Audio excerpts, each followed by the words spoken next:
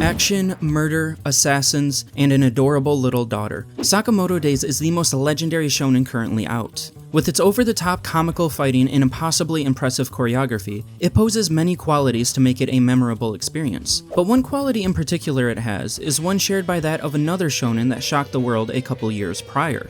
I'm sure the characteristics and similarities between that of Sakamoto Days and Spy Family is rather apparent. Both feature a lovable telepath and a smoking hot assassin. But another similarity, one more subtle, is the bedrock of why these stories are so special. While everyone's in a dog wrestling cage match over the anime adaptation, I want to look at the more positive aspect of its story, and why Sakamoto Days, and by extension Spy Family, is so revered in the first place. It's the very aspect of these stories that make me feel like I'm watching a Koreeda film. Yes, I'm talking about the emphasis on family. Family is the foundation of social harmony. Aristotle saw it as the basic unit of society essential for human flourishing. Marriage and family are fundamental to individual development, helping to guide one another toward virtuous living. Family is an intrinsic part of the human experience.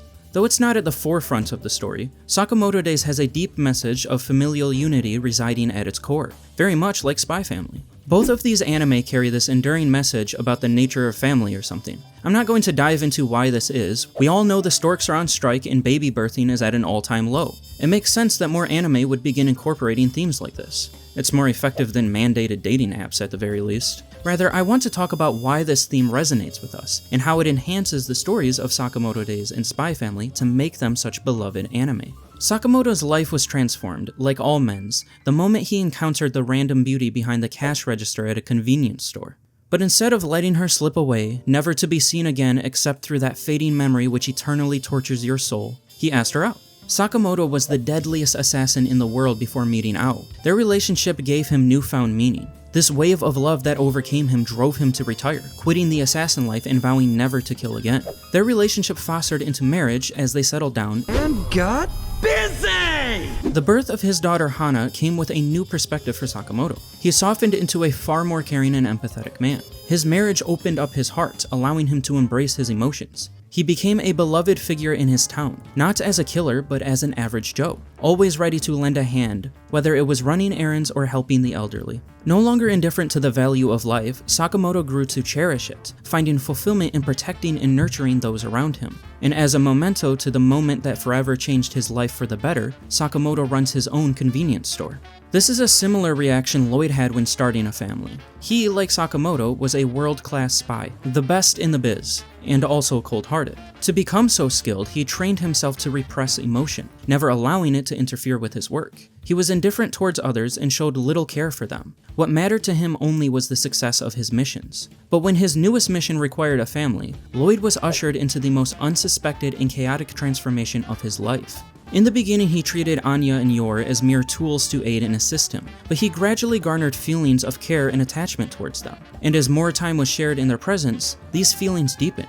Initially stressed over Anya's ineffectiveness as a student, he began to worry less about this and became more concerned with her well-being. Lloyd visually displayed appreciation over Yor's commitment to being a mother. You could say this was an act or rouge, but Yor is too irresistible to believe that. But most of all, Lloyd committed the ultimate no-no. He started emitting genuine smiles when in the midst of their company. It's clear that what he first saw as his most challenging mission, one he approached with disdain, has unexpectedly become the source of his greatest happiness and emotional fulfillment. This is not surprising for both protagonists to have a dramatic shift in character after such an experience. Family has innumerable transformative benefits. Research by Pew Research Center showed that 90% of people consider family to be the most important aspect of their life. Pew Research Center also found that 90% of Americans who are close to their family report being very satisfied with their lives, and 43% of married people describe themselves as very happy, compared to the 24% of unmarried individuals. The World Happiness Report highlights that strong family connections are one of the top predictors of happiness and life satisfaction globally.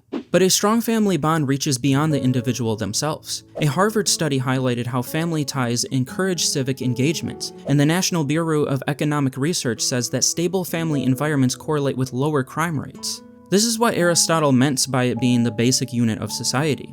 Not only does family improve the livelihood of the individual, but it also builds a more resilient society. The ripple effects of family support extend beyond individuals, positively influencing communities and future generations. This is why the Bible reads, "It is not good for man to be alone. I will make a helper suitable for him." So God created man in his own image. Male and female he created them. Then God blessed them and said to them, "Be fruitful and multiply." Family makes the world better. With family comes a stronger sense of purpose. This is why Sakamoto becomes fat and Lloyd never gets any sleep. And for the viewer, it's why we are drawn to these shows. They are tapping into a universally shared emotion that connects our humanity. But deeper than this does the message of family dig. See, none of these stories stop at just family. They expand their thematic commentary to include a special category, found family. It isn't like Lloyd hooked up with the nearest blonde to make Anya. She was adopted. While the Forgers began as a mere cover for Twilight's mission, the line between fake family and a genuine one is blurred as the story progresses. With each episode, we witness more authentic connections forming between the three characters. As Lloyd navigates the challenges of parenting, from helping with homework to attending school events, he begins to understand the emotional depth of being a father. His growing attachment to Anya and his protective instincts reveal a side to him that values family beyond its utility and espionage. The meals together, the holiday celebrations, and moments of vulnerability gradually erode the walls separating the mission from real love. From Lloyd's exasperation at Anya's antics to yours over-the-top attempts to be a good mother, these moments of levity highlight that families, whether traditional or unconventional, are the same.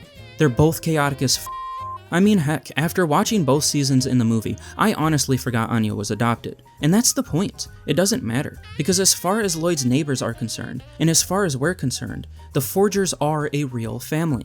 Spy Family reminds us that real families are those that grow together, not just those that are born together. Sakamoto, on the other hand, already has blood family. So how does this story tackle the idea of found family? Well, the found family is through these three hooligans. Shin was slightly disappointed in Sakamoto's life choices during their reunion. Seeing his much larger figure almost made Shin not want to assassinate him out of pity. But orders are orders. After Shin's pretty pathetic failed attempt, he wakes up in the Sakamoto household with his wounds treated. It is here that a shift in Shin's attitude occurs. Maybe he acted too hasty, judging a book by only its cover. Before he can really expand the thoughts, he's ushered forth to the dinner table for a meal with the Sakamotos. With the taste of Ao's cooking, Shin is drawn to tears, feeling something he's never experienced before. This is the same experience Sakamoto had. This is a change of heart for Shin, and it is thanks to Sakamoto. Realizing Sakamoto is as inspiring as he's always been, Shin's perspective is flipped.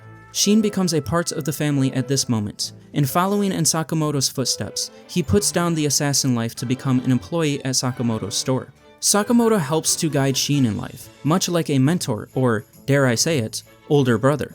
The assassination attempt barely fazed Sakamoto, choosing to forgive Shin before it even happened. This also echoes the sentiment of an older brother. He does this for the other characters Lu and Heisuke as well. He takes each of them under his wing and helps guide them toward a better direction in life. Shin and Lu definitely act like siblings, there's no denying that chemistry. But this familial bonding isn't just shared between these characters. Friends from Sakamoto's past also reinforce the idea of found family. Sakamoto, Nagumo, and Akao act more like siblings than they do teammates. Their loyalty and bond runs deeper than companions or friends. I mean, they practically have Shin's ability to read each other's minds, they're so close. The way they cooperate with one as assassins is not supposed to be endearing, but it is. I would love to go into specifics about this arc in the story, but I don't think this is the video to be giving away spoilers like that. Suffice it to say, all of these characters together function as an unconventional family unit, tackling every assassination in the most heartwarming way. It's not about the assassinations, it's about the friends we make while killing.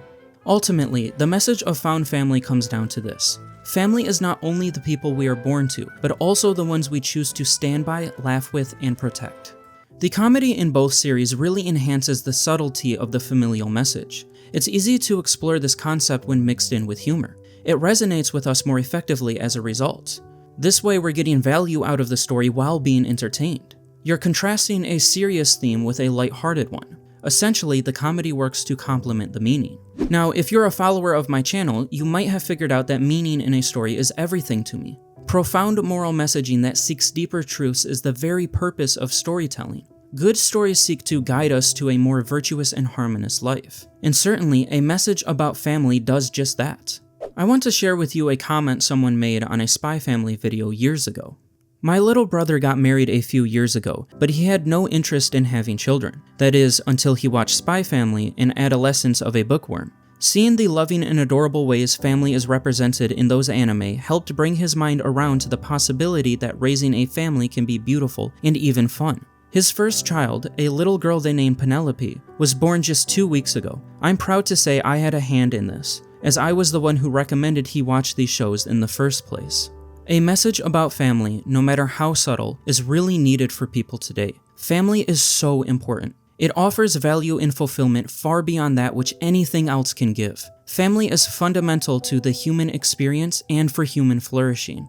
Family is a universal feeling that connects our humanity. It's the most meaningful aspect to our existence. Of course, what got us checking out these stories in the first place was not the magic of family and friendship. It's not like we judged the cover of these mangas by how much waka waka they were showing off. No, Spy Family's first volume had Lloyd's mysterious and handsome figure looking like he just finished an execution, and Sakamoto Days had a chubby man eating noodles with a magnum pointed at you. We want action. That's what enticed us to these anime. But while this is the reason for engaging in these stories, that undertone of familial unity is what makes us continue reading them. It's why these stories remain memorable. You could say it's the fight choreography in Sakamoto Days, and in part it is, but we talk about the bond between our boy Shin and our man Sakamoto just as much, don't we? The point being that these authors deciding to make family the focal point is what bolsters these works of fiction and makes their stories so endearing and special. And I'm happy that's the case. Too many stories of today lack a positive moral message. I'm exhausted of the repetitive, bland, and degenerate entertainment being produced to infinitude. There is no utility or value they have to offer us. I hope that in our increasingly depressive and decreasingly populated world, more stories like this abound to counteract it. And judging by the popularity and success of these works, that just might be the case. Thank you for watching until the end of the video. The more educational focused content like this one often struggles with the algorithm, so if you enjoyed it, I'd really appreciate it if you could like the video and leave a comment. It makes a big difference and helps the channel grow. Also check out my other videos. Regardless though, thank you for watching this one.